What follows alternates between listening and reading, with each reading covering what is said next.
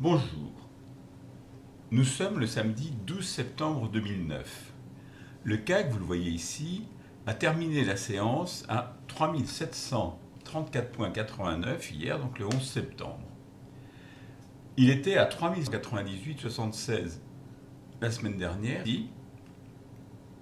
c'est-à-dire qu'il a quand même notablement progressé, 3,78% par rapport au retrait qu'il avait effectué ici.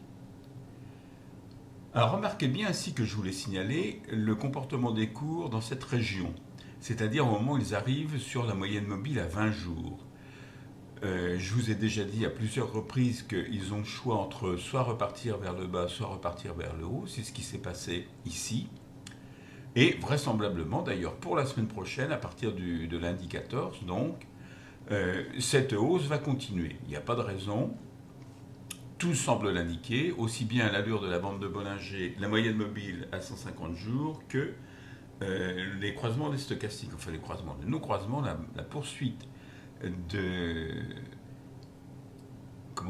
lignes parallèles entre le stochastique rapide et le stochastique lent.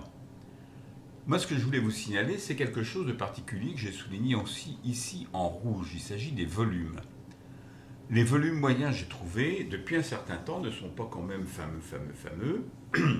Et j'ai regardé un peu, parce que je sais que Renext envoie des statistiques assez régulièrement, j'ai regardé sur le site de Renext et j'ai vu la chose suivante.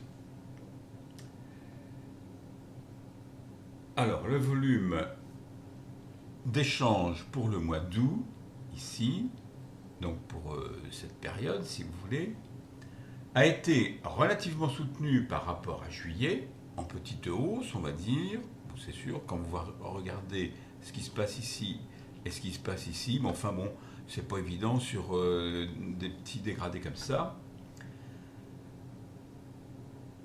Et plus soutenu également qu'au cours de la même période, c'est-à-dire au mois d'août, en 2008. Alors, je vous avoue que je ne me souviens pas très bien de ce qui s'est passé il y a un an, mais bon, c'est très possible, hein, si Euronext l'assure, ça doit être vrai.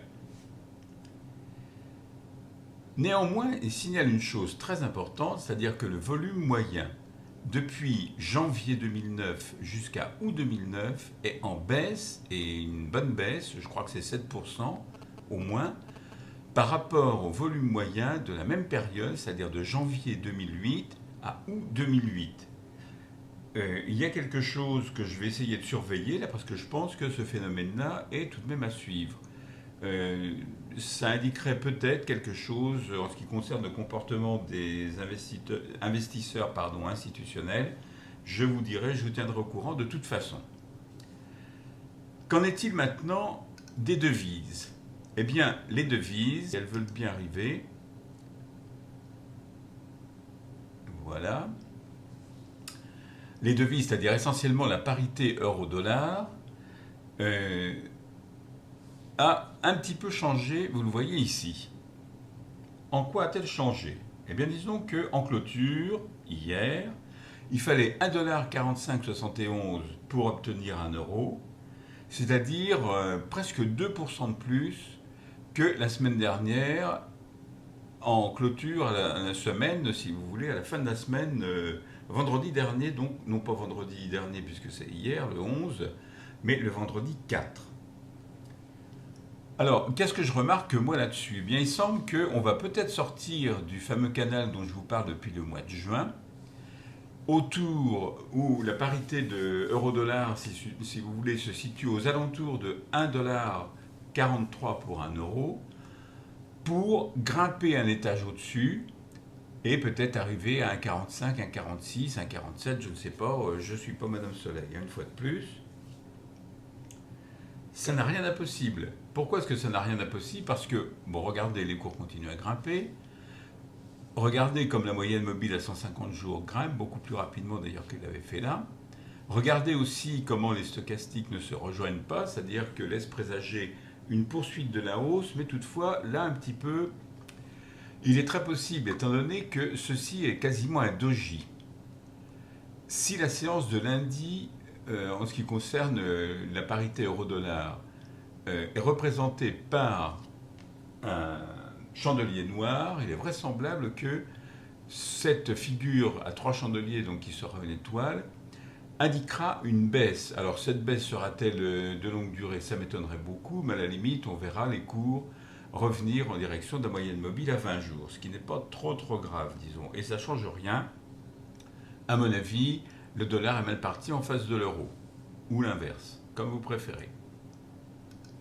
Et qu'en est-il maintenant de l'or? Alors là, l'or, je suis très content. J'ai un petit bémol toutefois à mon bonheur. Alors je vais vous expliquer pourquoi je suis très content. Parce qu'il a terminé à 1006,20$ l'once. Parce que l'or a eu un plus haut à 1011,90$ l'once ici. Donc il a terminé ici. Le petit bémol, c'est ça. C'est-à-dire que aussi bien l'ouverture que le plus bas se situent en dessous de ma barre des 1000$ l'once. Enfin bon, cela dit, il est vraisemblable que la semaine prochaine, étant donné l'allure à laquelle ça monte, regardez la moyenne mobile à 150 jours, regardez la moyenne mobile à 20 jours, regardez l'allure des bornes de Bollinger, ici c'est une ampoule haussière qui est en train de se dessiner. Visiblement d'ailleurs, ils ne vont peut-être pas sortir, les cours ne vont pas sortir de cette borne supérieure comme ils l'avaient fait ici. Donc vraisemblablement, tout continue pour le mieux, à mon avis, tout du moins pour l'or. Et ce renforcement de la hausse va peut-être permettre d'atteindre mon second objectif, c'est-à-dire 1200$ l'once. Vous dire quand, j'en sais rien. Bon, je sais qu'il y a des optimistes qui prévoient 2000$ l'once, 3000$ l'once et même beaucoup plus. Enfin bon, attendez, en admettant que ça arrive un jour, on n'y est encore pas et on en est même très loin. Il y a tout de même beaucoup de marge entre 1000$ l'once et puis 2000$ l'once par exemple. Il faudrait que ça double. Cela dit, je vous souhaite de passer une excellente semaine boursière et je vous dis à la semaine prochaine.